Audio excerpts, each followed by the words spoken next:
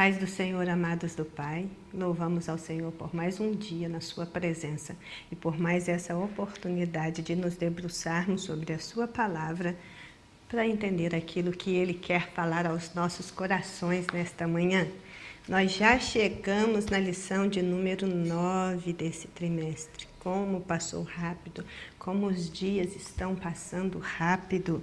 E nessa lição de número 9, o título é A Triunidade Divina, o Pai e o Filho em perfeita harmonia eterna.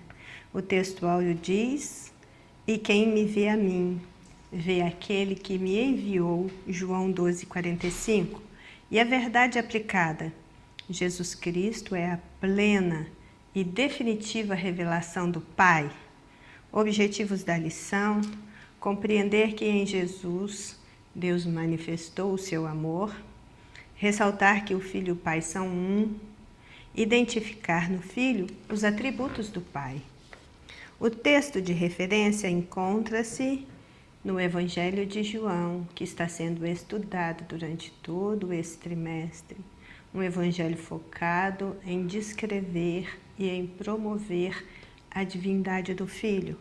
E no capítulo 5, do versículo 9, 19 em diante, nós leremos do 19 ao 23 e depois o 26 e o 27. E diz assim a palavra de Deus: "Mas Jesus respondeu e disse-lhes: na verdade vos digo, que o Filho por si mesmo não pode fazer coisa alguma, senão vir fazer ao Pai, porque tudo quanto ele faz, o Filho faz igualmente. Porque o Pai ama o Filho e mostra-lhe tudo o que faz, e ele lhe mostrará maiores obras do que estas, para que vos maravilheis. E também o Pai a ninguém julga, mas deu ao Filho todo juízo, para que todos honrem ao Filho como honram o Pai. Quem não honra o Filho não honra o Pai que o enviou, porque como o Pai tem a vida em si mesmo, assim deu também ao Filho ter a vida em si mesmo, e deu-lhe o poder de exercer o juízo, porque é o Filho do homem."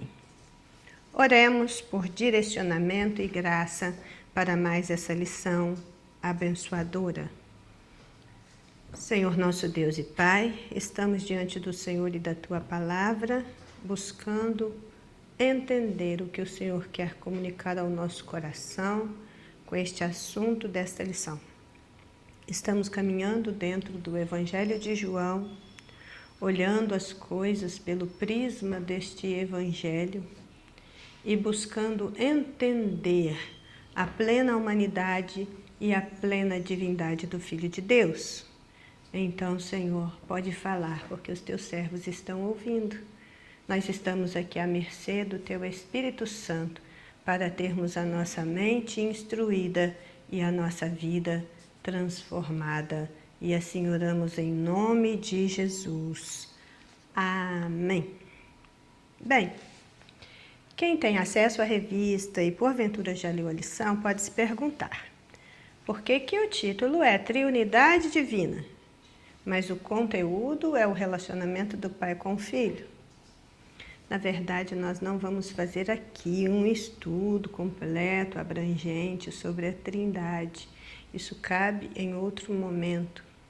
Mas quando nós falamos da harmonia perfeita e eterna que existe entre o Pai e o Filho, entende-se que na esteira deste assunto está o conceito bíblico de Trindade. Entende-se que esse é o lugar de onde nós estamos falando. Nós temos um entendimento bíblico básico do que seja a Trindade. E isso está descrito no nosso credo, como esteve descrito nos credos, nas formulações da fé cristã, desde sempre, desde o início. E aqui nós vamos ver que essa lição vai nos dar esta oportunidade de refletir um pouco sobre esse assunto tão simples e ao mesmo tempo tão complexo, porque se trata de um mistério, ou seja, aquilo que a razão não tem condição plena de discernir, nos escapa Então, esse mistério está contido nas Escrituras e, segundo lemos em 2 Pedro 3,16, toda essa descrição bíblica a respeito desse mistério contém pontos difíceis de entender que os indoutos e inconstantes torcem. Nós vamos encontrar durante toda a história da igreja pessoas sem aquele conhecimento amplo, abrangente, conciso do assunto, expondo este assunto de uma forma rasa e de uma forma torcida. E nós vamos ver que, igualmente, eles vão tratando diferentes porções das Escrituras para a sua própria perdição. A Bíblia, ela existe como a palavra revelada de Deus. Ela precisa ser lida, entendida e interpretada antes de ser aplicada. Então, assim é esse assunto da Trindade Divina, ou triunidade, que é o termo equivalente. Esse estudo teológico da Trindade ou da Triunidade Divina afirma que Deus é uma pessoa, que Jesus Cristo é uma pessoa, que o Espírito Santo é uma pessoa, e essas três pessoas, elas subsistem em um único Deus. E aí, nós cremos na existência desse único Deus, subsistente eternamente em três pessoas, que chamamos o Pai, o Filho e o Espírito Santo. Essas três pessoas são coiguais, são coeternas. Quando nós identificamos três pessoas em um único ser, nós não somos, com isso, triteístas. Nós não cremos em três deuses, é um único Deus. Nós somos monoteístas e biblicamente embasados. Uma coisa que nós precisamos ter em mente, quando a Bíblia diz que o Pai e o Filho existem em perfeita sintonia eterna, isso é o que interpretamos a partir das Escrituras, o que nos permite adorar ao único Deus em Trindade e a Trindade em unidade. Isso nos permite adorar ao único Deus em Trindade e a Trindade em unidade, não confundindo as pessoas, não dividindo a substância, e reafirmamos: o Pai é Deus, o Filho é Deus, o Espírito Santo é Deus, contudo não há três deuses, mas um só Deus. E entender isso, irmãos, é crucial para o desenvolvimento da nossa teologia e, consequentemente, para a construção da nossa espiritualidade. É sobre esse assunto que nós nos debruçaremos nesse dia. E aqui, no ponto 1 da nossa lição, a introdução disse que o Evangelho de João relata fatos que mostram o Deus Pai na vida do Deus Filho, João 5,19. O próprio Jesus descreve que ver o Filho era como ver o Pai. E Paulo escreve que através do Filho o Pai visitou o seu povo. E nessa perspectiva, Jesus é a revelação plena e definitiva do Pai. Jesus é a face terrena de Deus. Então, o tópico 1 diz: o amor do Pai é visto no Filho. O Filho de Deus possui a mesma natureza e essência de Deus. E aí ele cita João 3,16, porque Deus amou o mundo de tal maneira que deu seu Filho unigênito para que todo aquele que nele crê não pereça, mas tenha a vida eterna. E que esse versículo admirável aponta para a dimensão do amor de Deus por nossa vida, porque somente por Jesus podemos receber a adoção como filhos de Deus. João, em sua primeira carta, diz que o amor do Pai por nós é tão grande que somos chamados filhos de Deus e nós somos de fato seus filhos. Irmãos, tem duas coisas nesta introdução que nós já precisamos chamar a atenção. Primeiro, ele está dizendo que o Filho de Deus possui a mesma natureza, a mesma essência de Deus. Esse é um assunto que nós vamos abordar ao longo da lição. Mas o segundo ponto é quando ele diz que somente por Jesus nós podemos receber a adoção como filhos de Deus.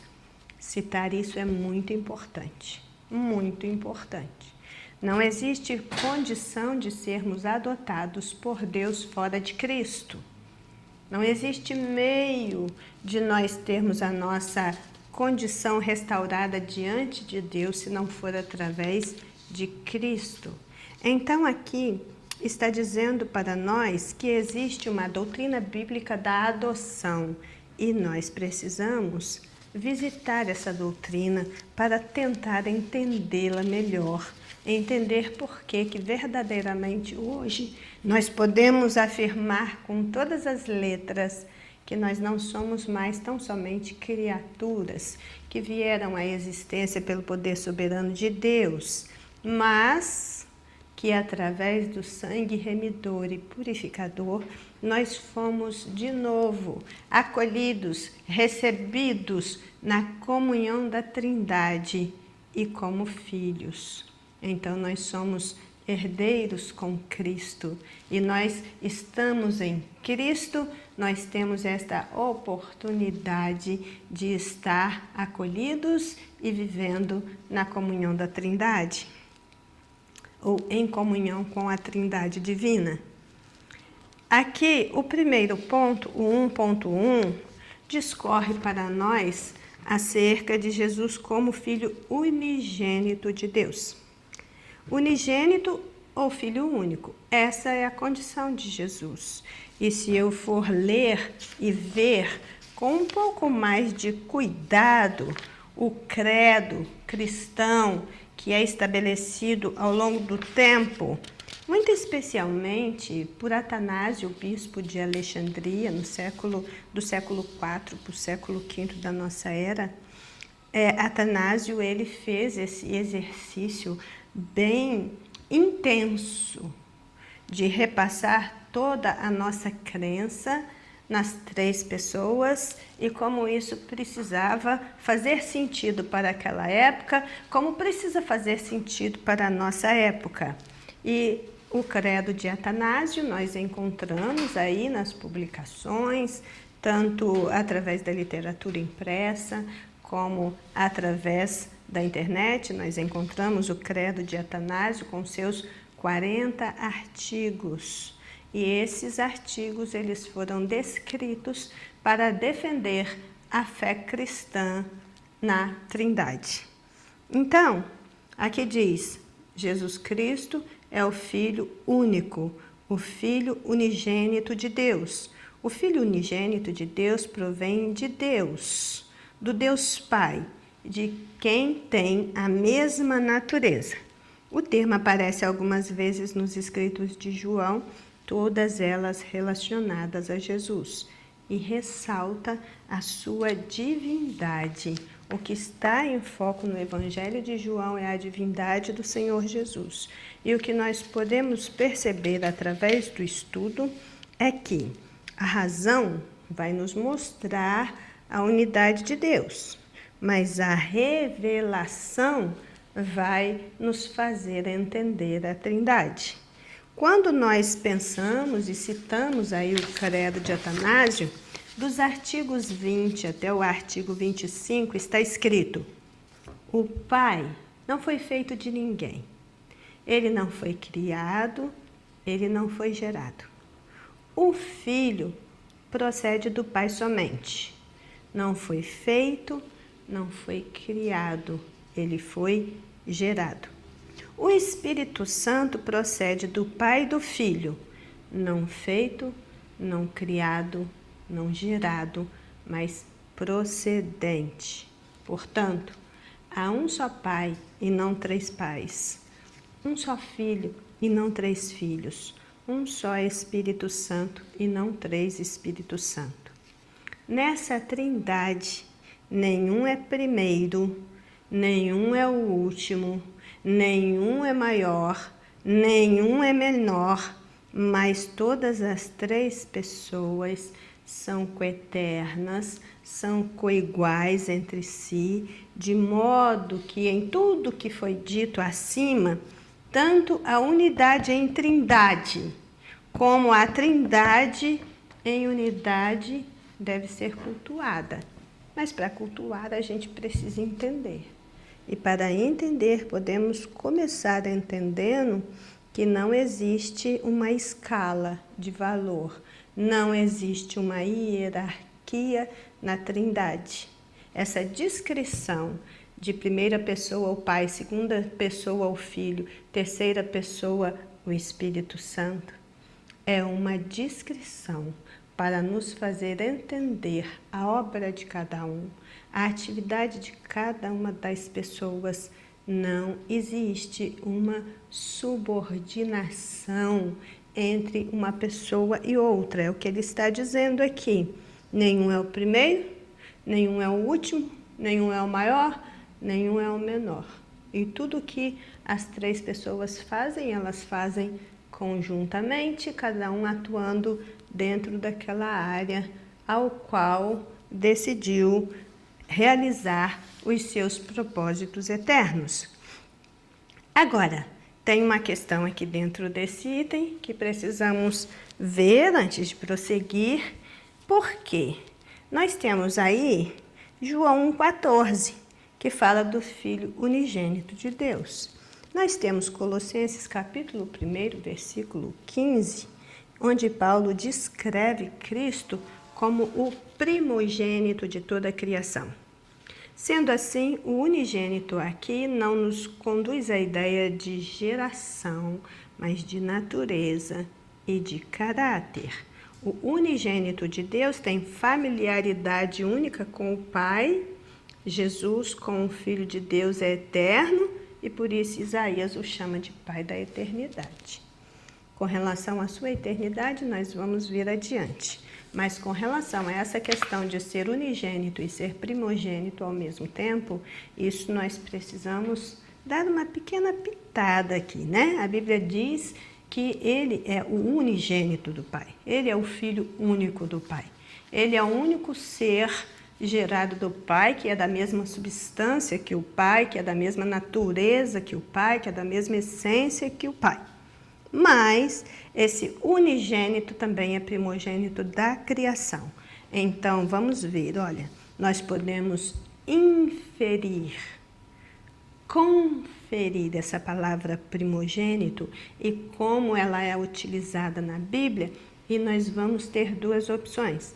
A primeira dela é no seu sentido literal. Primogênito, como nós sabemos, é o primeiro a nascer.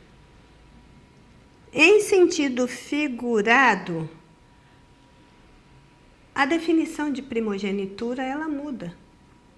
Quando eu uso esse sentido figurado, eu vou indicar o mais importante, o mais proeminente, o primeiro. O primeiro no sentido daquele que está acima dos outros, dos demais.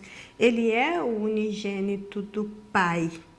Mas Colossenses diz que ele é o primogênito da criação. Foi ele que criou todas as coisas. Então não existe nada na criação que se assemelhe a ele. Então, ele é o primeiro em excelência, é o primeiro em poder, é o primeiro em capacidade criativa. Primogenitura aí está nesse sentido. Não existe incoerência em chamar Jesus Cristo de unigênito e primogênito. Sim, unigênito é porque é o Filho único do Pai. Ponto. Não existe nada e nem ninguém que tenha a mesma essência, a mesma natureza, a mesma substância do Pai do que o Filho. E esse Filho é o Cristo. Ponto. Ele é unigênito mas Ele também é o primogênito da criação, porque todas as coisas que existem foram feitas por Ele, e sem Ele nada do que foi feito se fez. Ele é o primeiro, é o último, é o princípio, é o fim, é o alfa, é o ômega. Ele é aquele que está acima de todas as coisas, e nesse sentido, primogenitura quer dizer o mais excelente. Aqui o 1.2 nos fala da vontade do Filho, que é a mesma do Pai e não poderia ser diferente, porque a natureza é a mesma, a substância é a mesma, a essência é a mesma. Eles são coiguais. Não haveria uma possibilidade mínima de um estar querendo uma coisa e o outro estar querendo outra coisa. É uma mesma vontade, é um mesmo desejo, é um mesmo propósito. Como implicação da importância da unidade entre o Pai e o Filho, observamos a integração de interesses e causas. O que Jesus disse a esse respeito? Em João 5,19, ele diz: o Filho por si mesmo não pode fazer coisa alguma, se o não vir fazer ao Pai, porque tudo quanto ele o faz, o Filho faz igualmente. Jesus assim falou em razão da opinião que os judeus tinham a respeito dele. E o foco narrativo de Cristo nos faz ver que ele não fazia nada contra a própria vontade, porque a vontade do Filho é a mesma do Pai. O Filho, em certa ocasião, fez uma declaração que fortalece esta verdade. Eu não posso, de mim mesmo, fazer coisa alguma, porque não busco a minha vontade, mas a vontade do Pai que me enviou. João capítulo 5, versículo 30. Lendo todas essas referências que estão postas para nós aí no nosso texto da lição, nós vamos ver que o Senhor Jesus é o único que possui um conhecimento perfeito e absoluto do Pai, e por isso ele é o único com autoridade para revelar esse conhecimento aos homens. O único perfeitamente santo, comprometido em fazer totalmente a vontade de Deus. Eu deixo para a meditação de vocês Hebreus capítulo 7, dos versículos 25 ao 28. Aliás, a carta aos Hebreus, que é uma carta que faz uma exegese dos livros do Pentateuco, e ele traz esta visão, faz esta interpretação, que a gente chama de hermenêutica das profecias do Antigo Testamento a respeito de Cristo, aplicando na vida de Cristo, o Filho de Deus. Aqui diz que o foco narrativo de Cristo no Evangelho de João nos faz ver que ele não fazia nada contra a própria vontade, porque a vontade do Filho é a mesma do Pai. Foi da vontade de Deus criar todas as coisas, e esta também é a vontade do Filho. E naquele momento único, Jesus, o Verbo que se fez carne, de João 1, e o Espírito do Deus Criador atuavam na criação do mundo juntamente com o Deus Pai. E nós vamos ver, por exemplo, João 1, se nós lermos João capítulo 1, versículo 1, em diferentes versões da Bíblia, isso vai alargar o nosso entendimento de uma forma interessante. Diz, no princípio, ele era aquele que é a palavra. Ele estava com Deus e ele era Deus, na versão NVI. Na Bíblia King James diz, no princípio era a palavra, e a palavra estava com Deus e a palavra era Deus. Se lermos na nova tradução da linguagem de hoje, diz, no começo, aquele que é a palavra já existia. Ele estava com Deus e ele era Deus. Então, no começo de todas as coisas, a palavra estava com Deus. A palavra fazia parte da essência de Deus, da substância de Deus, e já existia. Quando lemos Apocalipse capítulo 19, versículo 13, nós caminhamos para um fechamento da apresentação de Jesus como a palavra, quando João, o mesmo que escreveu o Evangelho, que está escrevendo o Apocalipse, vai afirmar em Apocalipse 19, 13, e estava vestido de uma veste salpicada de sangue, e o nome pelo qual ele se chama é a Palavra de Deus. Então, de Gênesis a Apocalipse, Jesus é apresentado como a Palavra, o Logos divino, que é o termo grego para palavra, e há muita discussão filosófica e teológica a esse respeito, mas nós ficaremos por enquanto somente com a constatação de que Jesus Cristo é a palavra. Ele é a palavra em toda a Escritura. No princípio, aquele que é a palavra já existia. Pela palavra tudo foi criado, mas a palavra é a manifestação expressa da vontade. Ela não age independentemente. A palavra expressa a vontade, fala da vontade, diz a vontade, e esta vontade divina é criativa. Por isso, em João 10,30, ele vai dizer: eu e o Pai somos um. Todavia, trata-se de uma unidade que honra, uma unidade que respeita, uma unidade que trabalha em conjunto, com integração de interesses e causas ao ponto máximo, que reconhece um único Deus em Trindade, mas também reconhece a Trindade em unidade. Vejamos o 1.3. O Filho foi enviado para fazer as obras do Pai. E aqui nesse ponto diz que o Filho foi enviado para nos revelar a vontade do Pai. João 9:4 diz: convém que eu faça as obras daquele que me enviou enquanto é dia. A noite vem quando ninguém pode trabalhar. Jesus jamais teve vaidade em seu coração. Ele tinha o entendimento de que as suas obras eram as obras do Pai. O Filho de Deus nos ensina a nos empenhar em promover os interesses do Pai. E assim como Ele, ter a convicção que não podemos fazer nada de nós mesmos. Devemos nos sujeitar ao Pai, buscando reconhecer a vontade dEle para a nossa vida. Então, compreendendo um pouco mais essa questão, caminhando um pouco mais com ela, nós vamos ver agora o poder dessa palavra em exercício.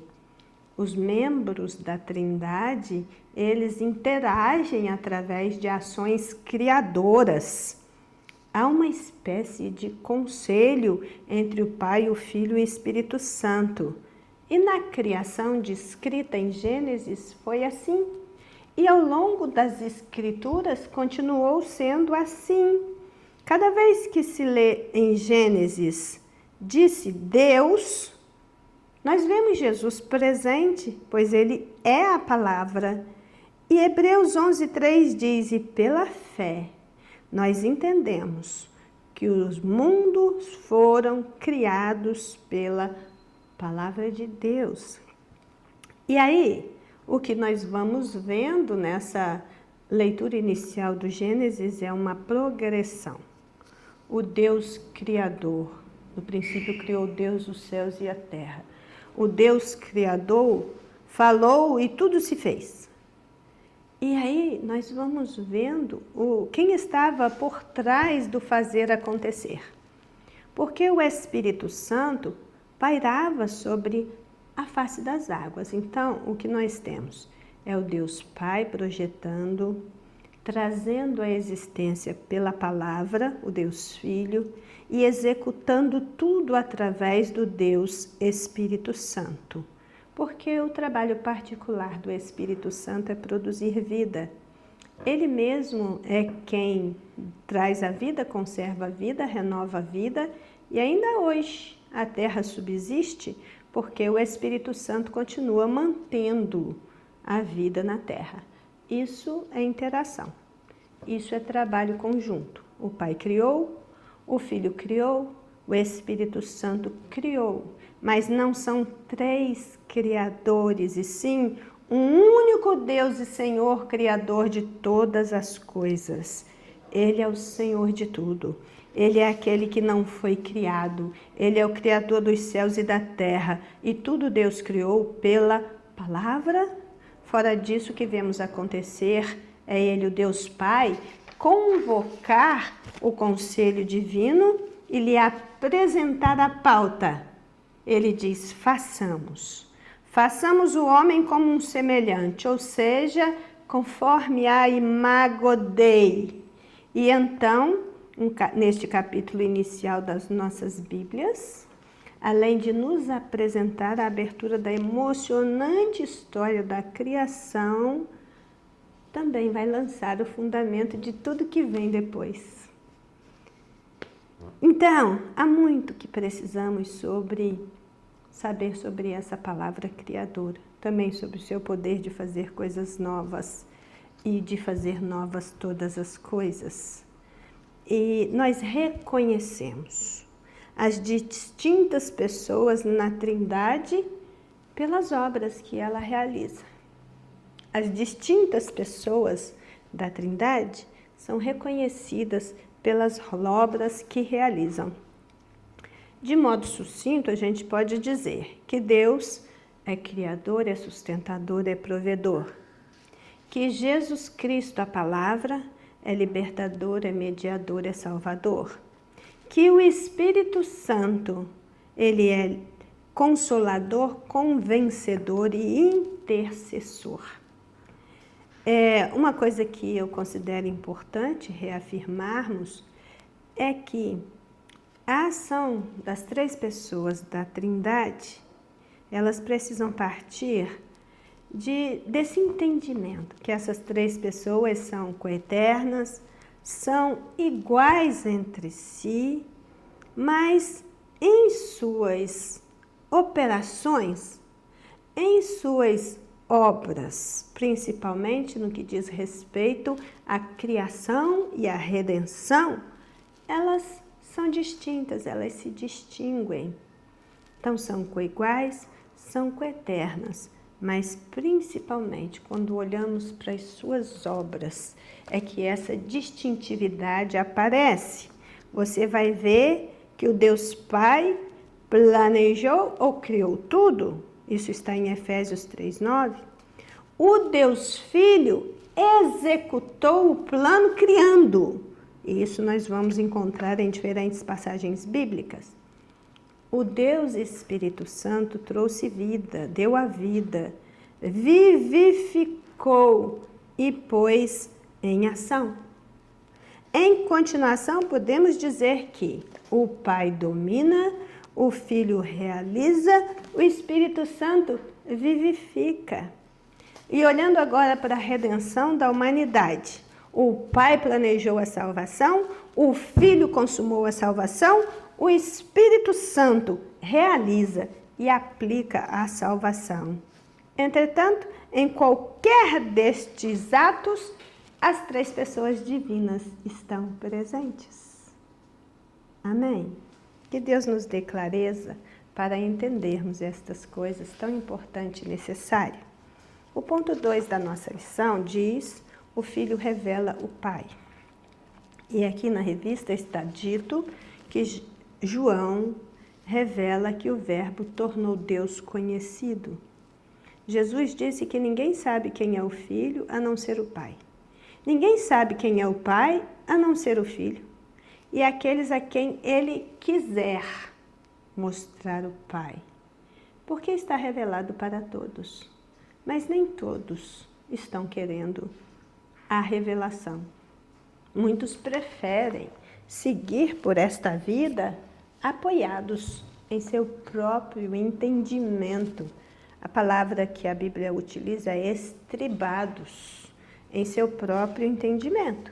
Mas se nós quisermos entender a palavra de Deus pela palavra de Deus, e pela unção divina que ilumina o nosso entendimento, nós vamos ver o Filho de Deus na criação.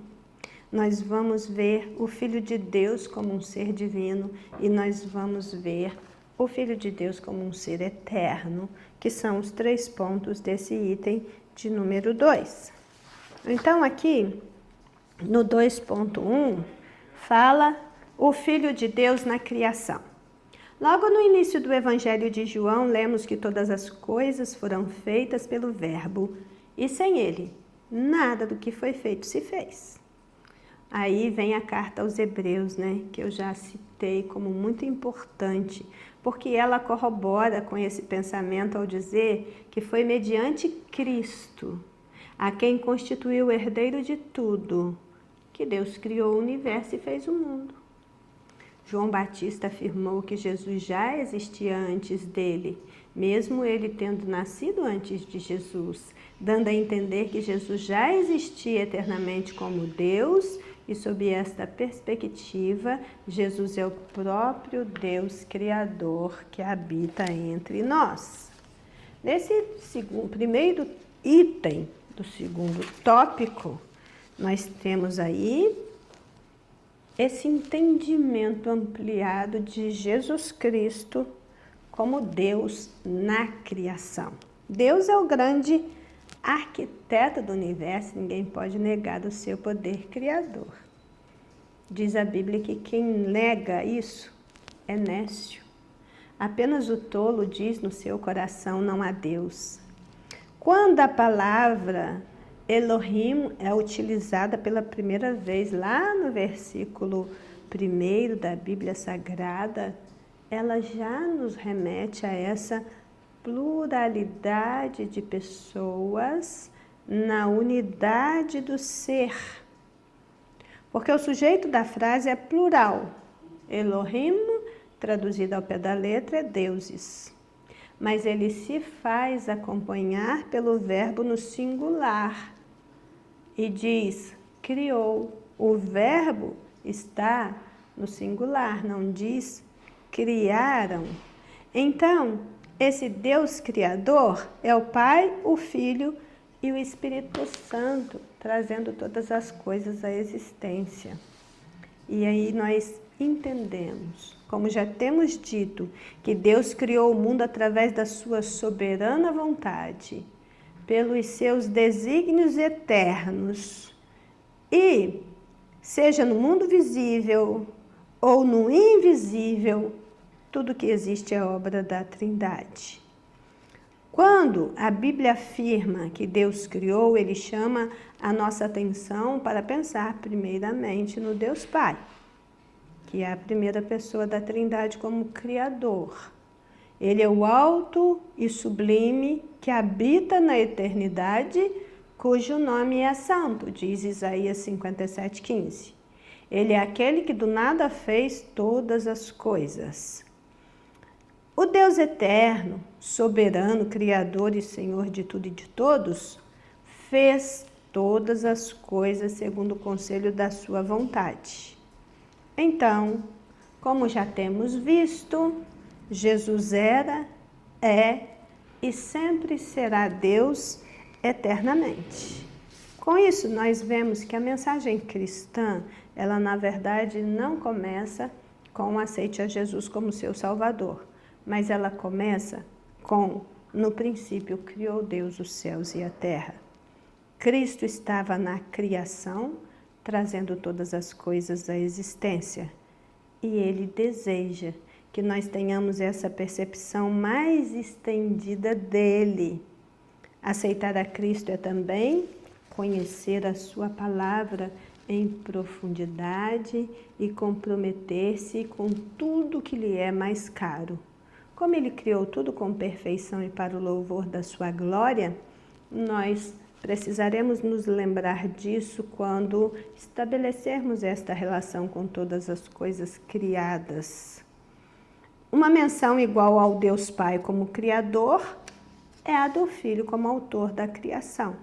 E isso vai receber confirmação em diferentes passagens das Escrituras. A presença do Filho na criação é inequívoca, é ampla, é plena. E João 3 diz, sem ele, nada do que foi feito se fez, e esta é uma instrução de base, irrefutável. 2.2, o Filho de Deus é divino. O Deus Criador precisa também ser interpretado como divino. Jesus não é uma segunda pessoa subordinada. Nós não seguimos por esta linha do subordinacionismo, muito pelo contrário. A nossa visão de Jesus como Deus, ela é plena, ela é total, ela é absoluta. Aqui diz, a expressão Filho de Deus nas Escrituras indica claramente a natureza divina de Jesus, que sempre existiu. Inclusive em Isaías 9, versículo 6, ele é reconhecido como Pai da eternidade. Chamar Jesus de Pai da eternidade tem muitas implicações teológicas, básicas, contundentes, porque nós vamos ver que... Ah não, irmãos, desculpa, eu pulei aqui do 2.2 por 2.3. Vamos chegar lá no Pai da eternidade. Vamos ver aqui. A mente limitada e mortal do ser humano não é capaz de compreender o grande segredo da cristologia quando diz que o Verbo se fez carne e habitou entre nós. O Pai e o Filho aparecem na Bíblia no mesmo grau de divindade. E essas revelações evidenciam que o Pai e o Filho são o mesmo Deus, têm a mesma autoridade, todavia são distintos como pessoas e nas manifestações, não em poder, não em resplendor, não em glória, não em majestade. E aqui o que temos? Jesus Cristo, ele é a melhor prova da existência de Deus. Ele viveu a vida de Deus entre os homens. Ele se fez carne e sangue. Ele vestiu a nossa humanidade. Ele pisou no nosso chão, comeu na nossa comida, respirou o nosso ar, esteve exposto a todas as limitações das estações. Ele sofreu os nossos sofrimentos, chorou nossas lágrimas, padeceu nossas mazelas, mas embora humano, também era divino. E quando pensamos, por exemplo, no tabernáculo de Moisés, que foi levantado lá no deserto, nas festas sagradas que foram instituídas por Deus para o povo de Israel, nós entendemos que o elemento principal, tanto do tabernáculo quanto destas festas, é a presença de Deus entre os homens, trazendo luz e nos levando para um estado de refrigério, antecipando aquele repouso eterno de Apocalipse 21, 3 e 4. Por esta causa, Jesus veio ao mundo e João vai dizer, e o Verbo se fez carne e habitou entre nós. A palavra para habitar aqui no original é traduzida por e o Verbo se fez carne e tabernaculou entre nós.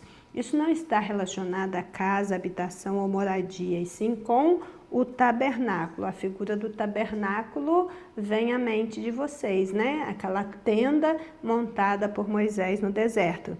Esta palavra é parte de um substantivo que significa literalmente tenda.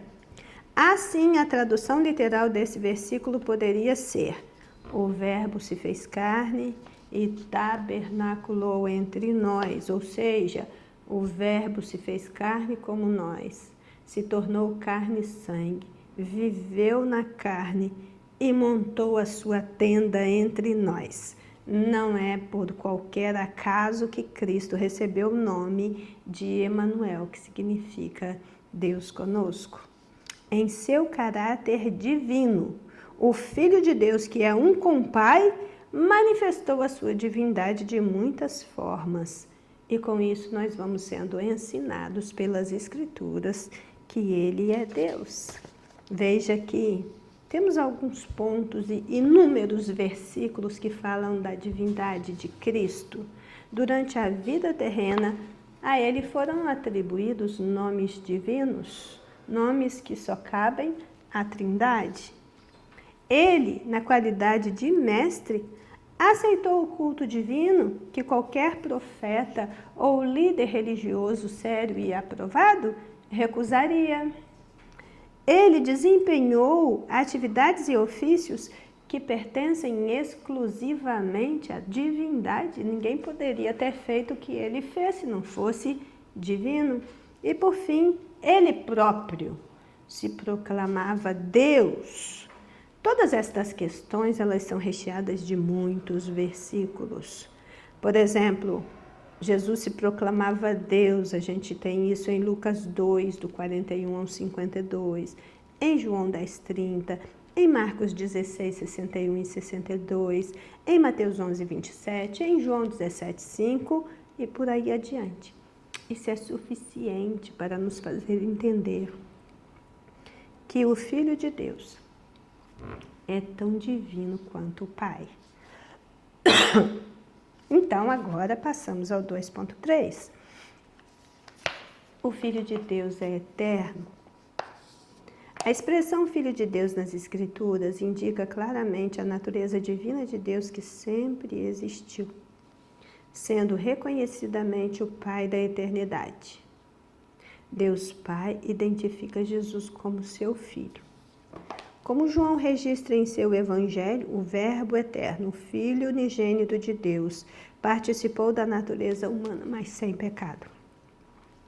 O próprio Senhor Jesus, na oração registrada em João 17, menciona sua comunhão com o Pai antes que o mundo existisse.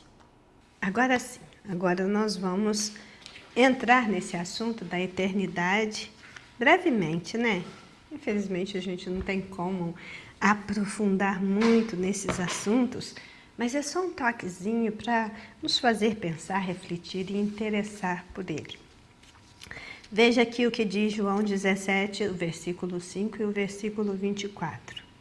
E agora glorifica-me tu, ó Pai, junto de ti mesmo, com aquela glória que tinha contigo antes que o mundo existisse. Pai, aqueles que me deste, quero que onde eu estiver, também eles estejam comigo, para que vejam a minha glória que me deste, porque tu me has amado antes da criação do mundo. Essa expressão hebraica para referir-se à eternidade de Deus é o Olam, que pode ser lido como o Deus da eternidade ou como El, o Eterno. O Olam é um termo que se aplica tanto a Deus como a Jesus.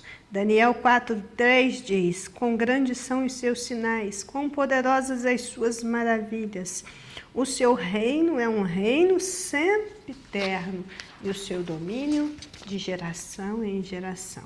Sempre eterno é o mesmo que aquilo que dura ou vive para sempre, é contínuo, é eterno, é perene, é infinito.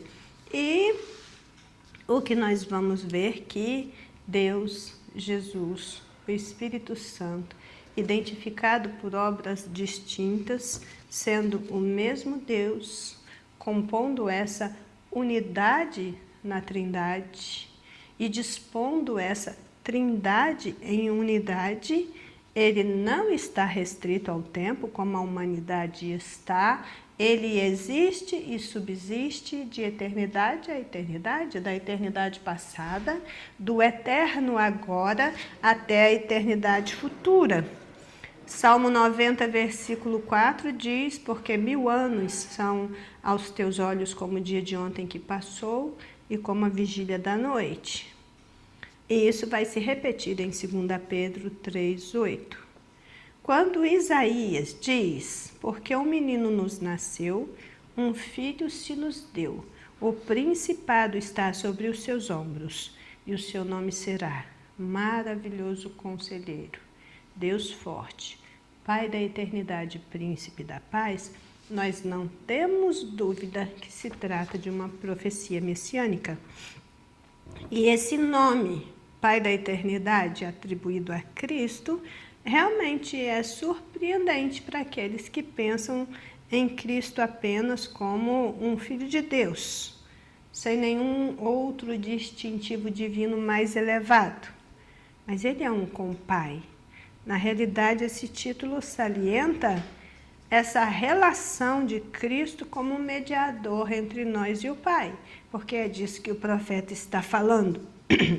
Em meio ao caos reinante na situação do povo de Deus na antiga aliança, você tem essa promessa do nascimento do Redentor divino. Ele atuaria como mediador entre nós e o Pai. A força infinita da palavra eterna utilizada nesse texto vai destacar a sua divindade. Amém? Então, caminhamos para o terceiro e último tópico. O título diz: Pai e Filho são iguais. Então, nós vimos aqui o Filho revelando o Pai, o amor do Pai visto no Filho, e agora nós vamos ter uma pitadinha de alguns esclarecimentos sobre a mesma equivalência. Quando o Senhor Jesus declarou: eu e o Pai somos um, os judeus queriam apedrejá-lo. Foi uma declaração impactante que eles consideraram como abominação. O versículo 33 diz que os judeus estavam revoltados, porque Jesus estava se apresentando como Deus. Jesus já tinha feito outras declarações deste tipo em João 5, 18 e 23. As Escrituras revelam que Pai e Filho possuem os mesmos atributos. Essa palavra, atributos, nos prende em algumas questões muito interessantes a respeito da Trindade Divina. Bem, sendo um ser único, pessoal, moral, infinito em todos os seus atributos, os atributos do Pai são os mesmos atributos do Filho e são os mesmos atributos do Espírito Santo. Atributos são aquelas propriedades, qualidades, virtudes ou perfeições próprias de um ser. Atributos são propriedades, caracteres, qualidades, virtudes e perfeições pelo qual um ser pode ser identificado.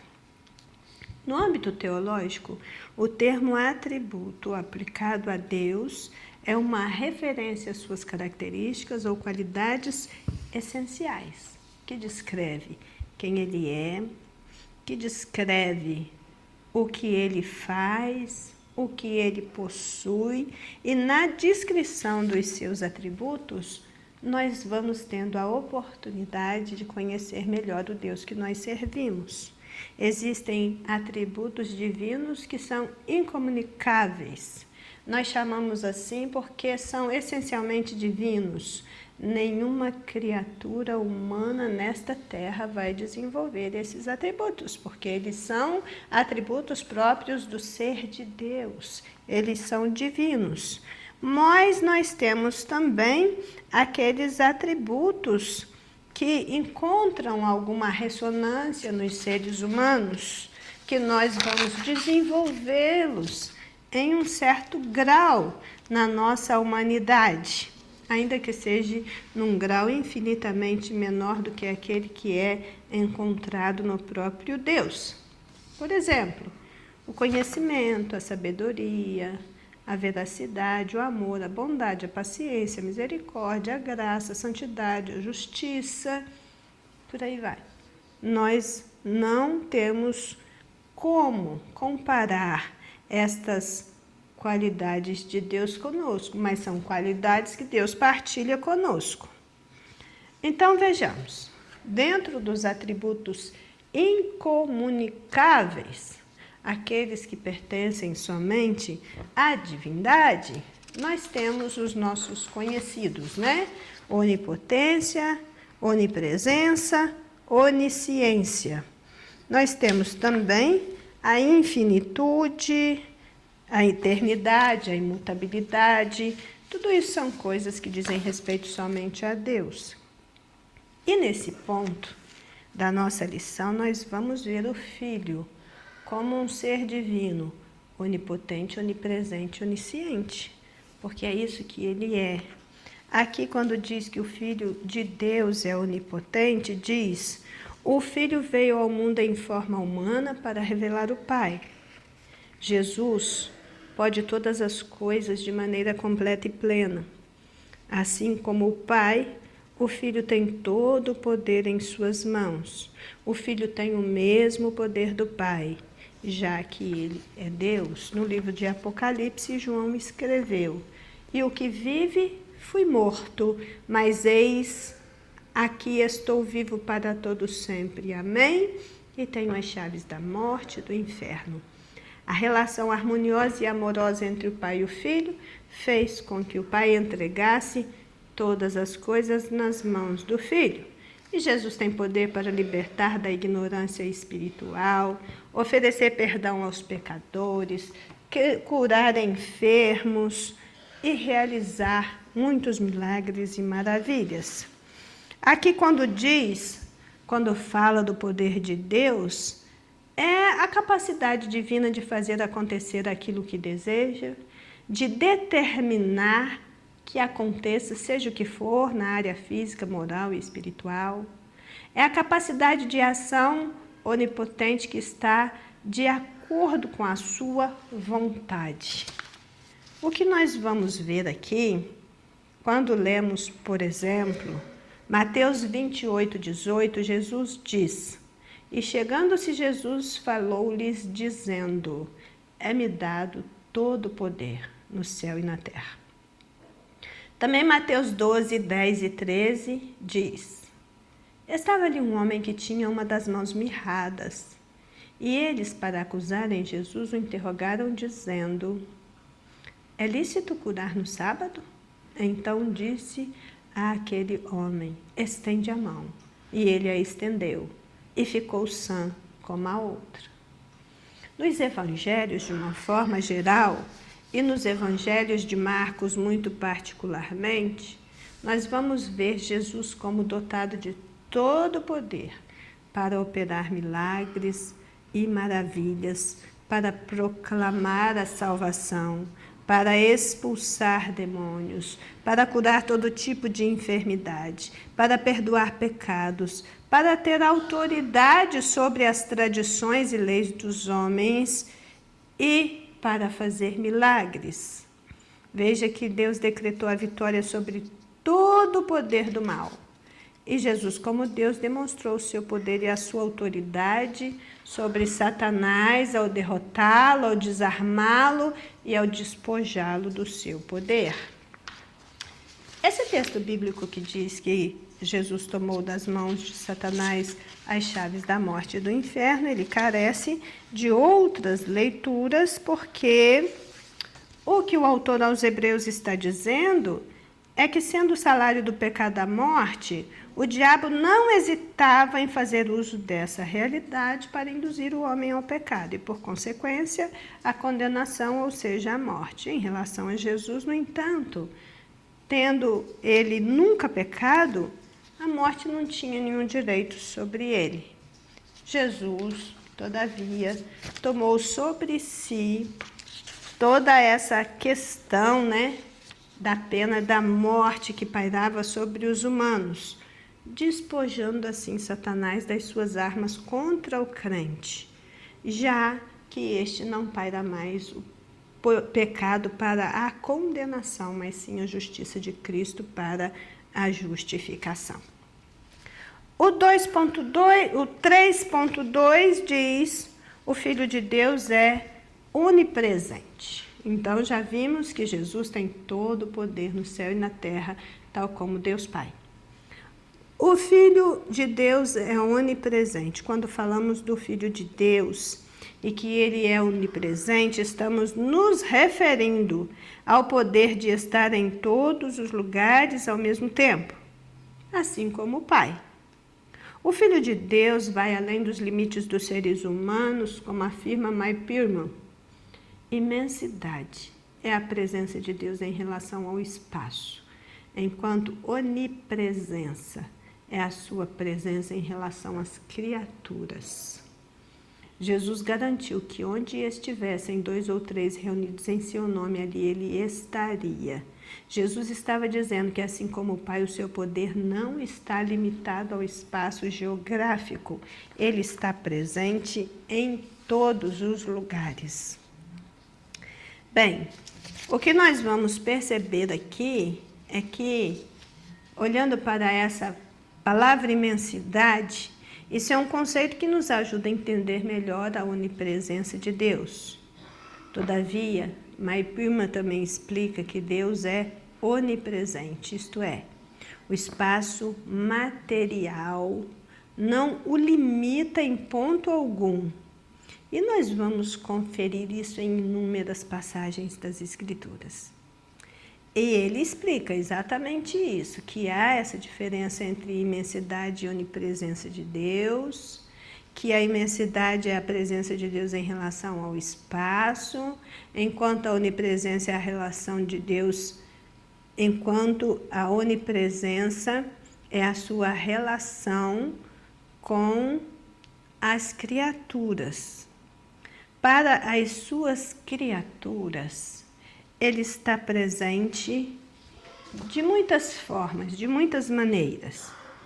Ele está presente em glória, ele manifesta sua glória para os seus adoradores no céu e na terra.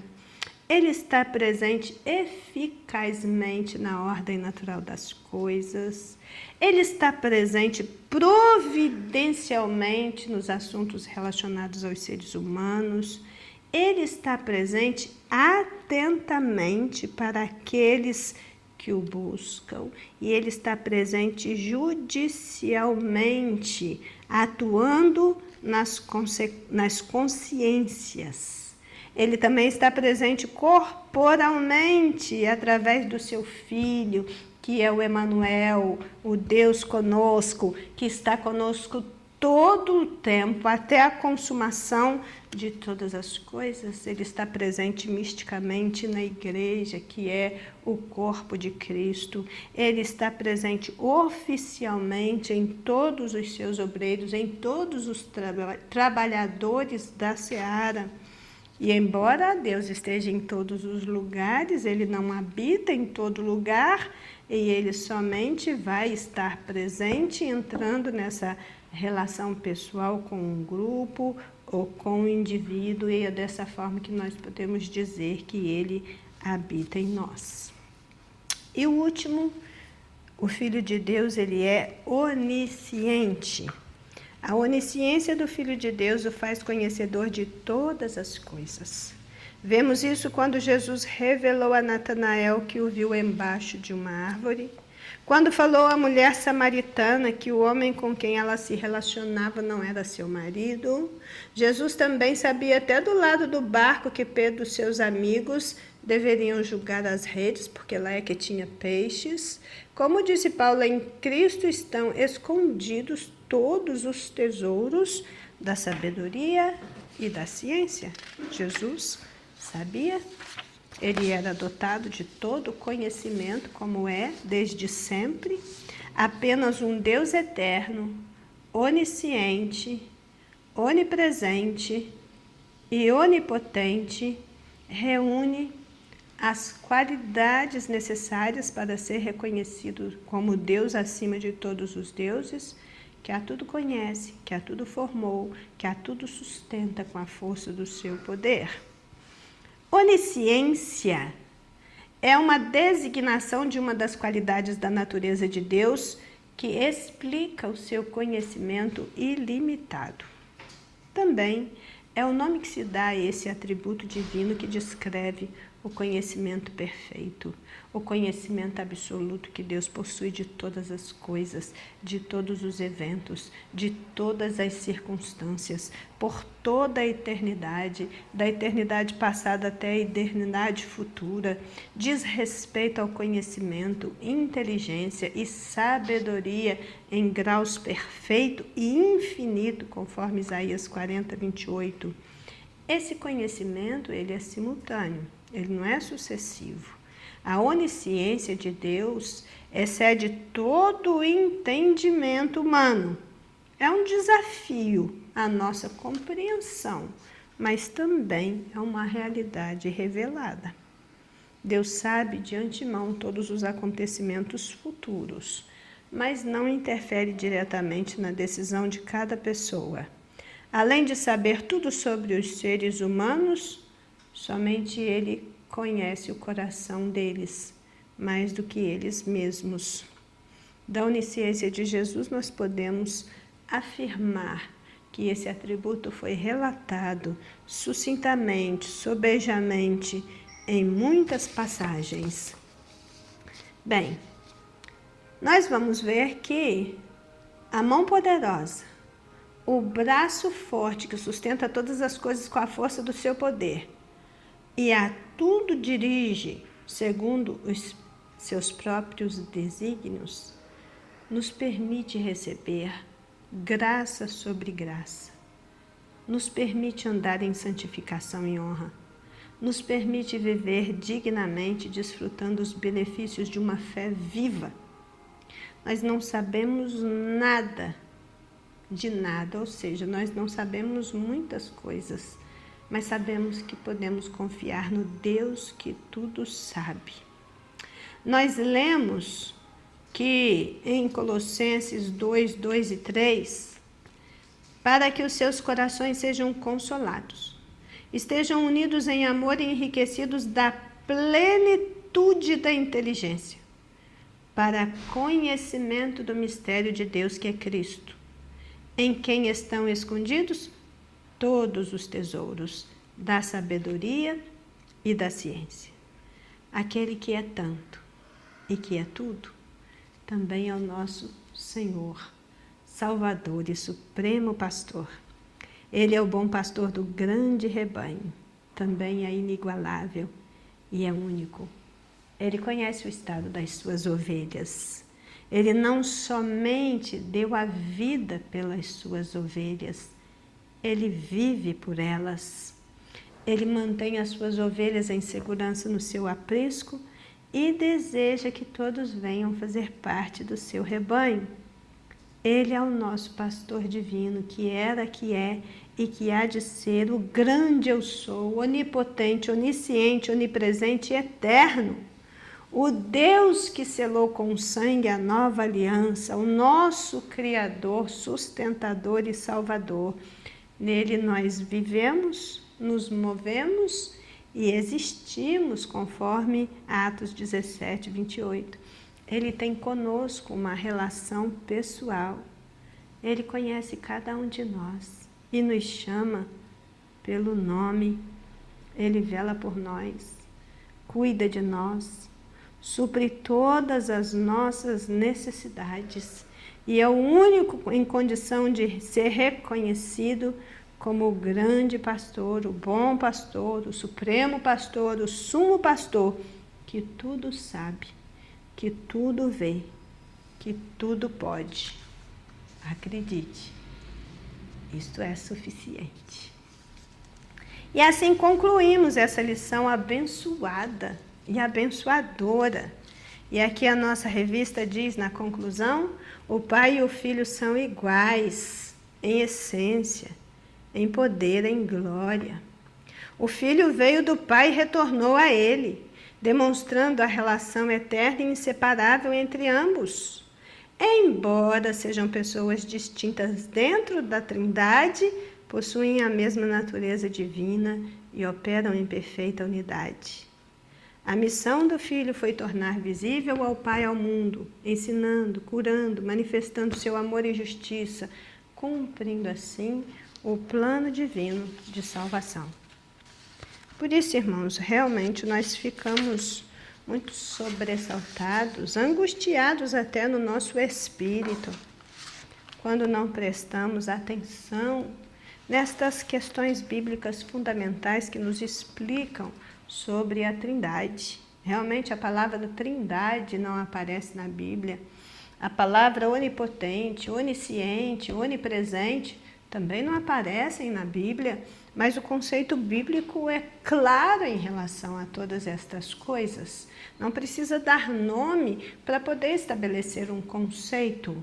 Nós cunhamos, a cristandade cunhou esse conceito lá no início e através dele nós temos seguido, crendo neste Deus eterno, único, santo, poderoso e criador, salvador, que subsiste em 3 pessoas. Não acreditar nisso é herético. Todas aquelas igrejas que, saindo desse teste aí da ortodoxia, ou seja, da doutrina que é fundamentada e que é correta, e que caminham para alguns dos extremos, como o monofisismo, que não acredita nessa diversidade de pessoas, essas pessoas, elas têm esse entendimento equivocado da doutrina da Trindade e por isso elas ferem o conteúdo bíblico em todos os seus pontos fundamentais. Vamos pensar sobre isso? Isso é sério. Nós não podemos unir as nossas vozes, o nosso coração, a nossa mente com aqueles que estão confrontando, atacando a doutrina da Trindade. Porque nós precisamos saber em quem temos crido. E naquilo que aprendemos, nós devemos permanecer. E Deus, Ele está, através da sua palavra, disponível para o nosso entendimento. Amém? Vamos orar? Senhor nosso Deus e Pai, agradecemos ao Senhor, neste dia, pela instrução da Tua palavra. Agora, Senhor, nós precisamos que o Seu Espírito Santo haja, colocando essa palavra na nossa mente, no nosso coração, e nos dando condição para refletir sobre ela com entendimento. Afasta de nós, Senhor, aquele pensamento que possa ir contra as Escrituras. Não nos deixe defender o indefensável. Não nos deixe, Senhor, deixar de lado essa doutrina tão importante, tão necessária para a nossa afirmação na fé, para a nossa visão teológica mais abrangente, para ir atrás de grupos, de pessoas que estão torcendo as Escrituras. Mas fala conosco, Senhor, e nos instrui na Tua palavra. E assim nos colocamos diante do Senhor em oração, agradecendo por tudo em nome de Jesus. Amém? Amém. Que Deus em Cristo Jesus vos abençoe. Abençoe sua vida, abençoe sua casa, abençoe seus negócios. Sobretudo, te dê uma espiritualidade sadia e bíblica para prosseguir na força do Senhor. Amém?